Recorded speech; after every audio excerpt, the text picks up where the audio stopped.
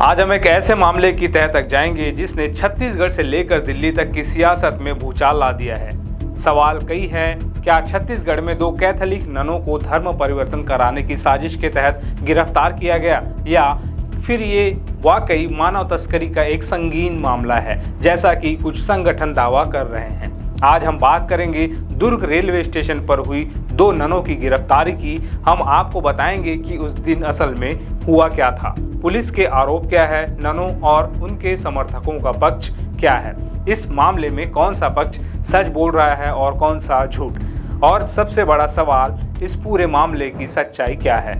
तो बने रहिए हमारे साथ इस वीडियो के अंत तक। नमस्कार, मैं हूं चंद्रशेखर और आप देख रहे हैं नवप्रदेश टीवी। तारीख थी 25 जुलाई 2025, जगह थी छत्तीसगढ़ का दुर्ग रेलवे स्टेशन। केरल की दो कैथोलिक नने, सिस्टर वंदना फ्रांसिस और सिस्टर प्रीति, एक युवक सुखमन मंडावी के साथ नारायणपुर जिले की 3 आदिवासी युवतियों को लेकर आगरा जाने वाली ट्रेन का इंतजार कर रही थी। सब कुछ सामान्य लग रहा था, लेकिन तभी वहां बजरंग दल के कुछ कार्यकर्ता पहुंच गए। उन्हें देखकर हंगामा शुरू हो गया।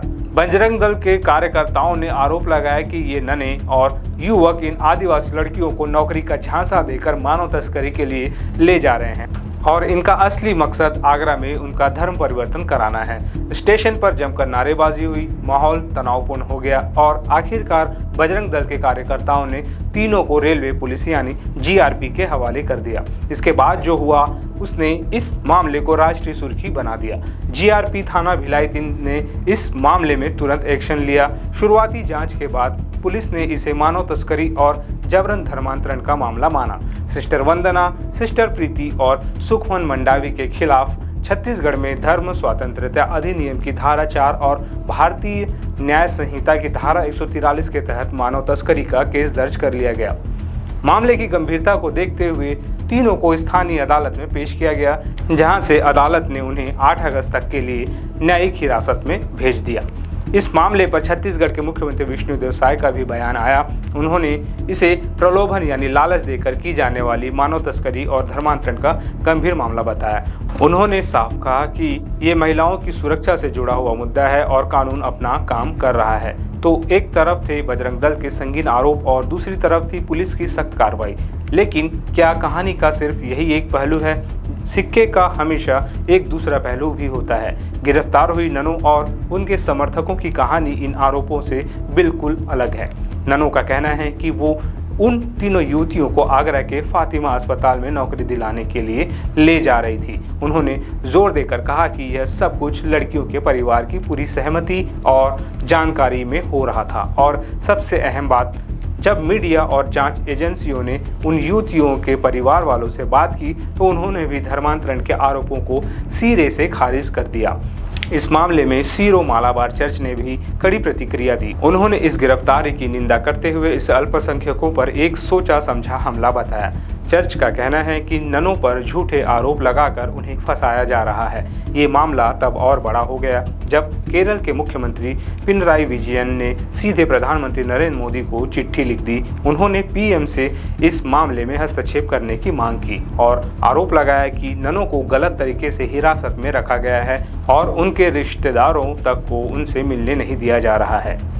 जेल जाने के बाद ननों की तरफ से जमानत के लिए याचिका दायर की गई, लेकिन पहले निचली अदालत और उसके बाद दुर्ग की सेशन कोर्ट दोनों ने ही उनकी जमानत याचिका खारिज कर दी। सेशन कोर्ट के जज अनीश दवे ने अपने फैसले में एक बहुत महत्वपूर्ण बात कही। उन्होंने कहा कि चूंकि यह मामला मानव तस्करी से जुड़ा है, इसलिए यह उनके अधिकार क्षेत्र से बाहर है। अब इस मामले की सुनवाई बिलासपुर की स्पेशल एनआईए अदालत में होगी। इसका मतलब साफ है कि जब तक एनआईए कोर्ट से कोई फैसला नहीं आता, तब तक दोनों ननों और युवक को न्यायिक हिरासत में ही रहना होगा। जैसे ही यह खबर फैली, इस पर जबरदस्त राजनीति शुरू हो गई। कांग्रेस ने इसे बीजेपी और आरएसएस का गुंडाराज करार दिया। राहुल गांधी, प्रियंका गांधी वाड्रा और केसी वेणुगोपाल जैसे बड़े नेताओं ने सरकार पर हमला बोला। विपक्षी इंडिया गठबंधन के सांसद, जिनमें बेनी बहनन, फ्रांसिस जॉर्ज और सप्तगिरी उल्का जैसे नेता शामिल थे, दुर्ग जेल में ननों से मिलने पहुंचे। उन्होंने इसे धार्मिक भेदभाव और मानवाधिकारों का खुला उल्लंघन बताया। सीपीआई के नेता वृंदा करात और एनी राजा ने भी कहा कि यह एक झूठा केस है जो बजरंग दल के दबाव में बनाया गया है। दूसरी तरफ बीजेपी का कहना है कि कानून अपना काम कर रहा है और विपक्ष इसे बेवजह राजनीति और सांप्रदायिक रंग दे रहा है। लेकिन इस मामले में एक दिलचस्प मोड़ तब आया जब केरल बीजेपी के अध्यक्ष के राजीव चंद्रशेखर ने छत्तीसगढ़ पुलिस की कार्रवाई को गलत बताते हुए ननों का समर्थन कर दिया। उनके इस बयान के बाद बजरंग दल ने उनके खिलाफ ही उग्र आंदोलन की चेतावनी दे डाली। इंडिया गठबंधन के सांसदों ने संसद के बाहर प्रदर्शन किया, तो वहीं दुर्ग के बीजेपी सांसद विजय बघेल ने लोकसभा में इस मुद्दे को उठाते हुए कांग्रेस पर छत्तीसगढ़ की जनसांख्यिकी बिगाड़ने का आरोप लगा दिया। इस पूरे विवाद को समझने के लिए छत्तीसगढ़ में धर्मांतरण के मुद्दे की गंभीरता को समझना जरूरी है। गृह विभाग के आंकड़ों के मुताबिक राज्य में धर्मांतरण की शिकायतें लगातार बढ़ रही है। 2021-22 में 31 शिकायतें आई जिनमें 9 केस दर्ज हुए। 2022-23 में 11 शिकायतें आई जिनमें 3 केस बने। 2023-24 में 16 शिकायतों में 9 केस दर्ज हुए और इस साल यानी 2024-25 में अब तक 45 शिकायतें आ चुकी है जिनमें 23 में केस दर्ज हो चुका है। ये आंकड़े दिखाते हैं कि धर्मांतरण का मुद्दा राज्य में कितना संवेदनशील है और क्यों इस तरह की घटनाओं पर इतनी तीखी प्रतिक्रिया होती है। तो अब आते हैं सबसे बड़े सवाल पर, इस पूरे मामले में सच क्या है और झूठ या संदिग्ध क्या हो सकता है। यह सच है कि 25 जुलाई को 2 ननों और एक युवक को 3 युवतियों के साथ दुर्ग रेलवे स्टेशन से गिरफ्तार किया गया। यह भी सच है कि बजरंग दल की शिकायत पर उन पर मानव तस्करी और धर्मांतरण कानून के तहत केस दर्ज हुआ। यह भी तथ्य है कि निचली अदालत और सेशन कोर्ट से उनकी जमानत याचिका खारिज हो चुकी है और मामला अब एनआईए कोर्ट में है। ननों का यह दावा कि वे युवतियों को नौकरी के लिए ले जा रही थी और परिजनों की इसमें सहमति थी, यह बात युवतियों के घर वाले भी कह रहे हैं। बजरंग दल और पुलिस का दावा है कि मकसद धर्मांतरण था, लेकिन ननों, युवतियों के परिवार और चर्च ने इससे साफ इनकार किया है। अभी तक धर्मांतरण के मकसद का कोई ठोस सबूत पब्लिक डोमेन में सामने नहीं आया है। पुलिस इसे मानव तस्करी कह रही है, जबकि दूसरा पक्ष इसे नौकरी के लिए एक स्वैच्छिक यात्रा बता रहा है।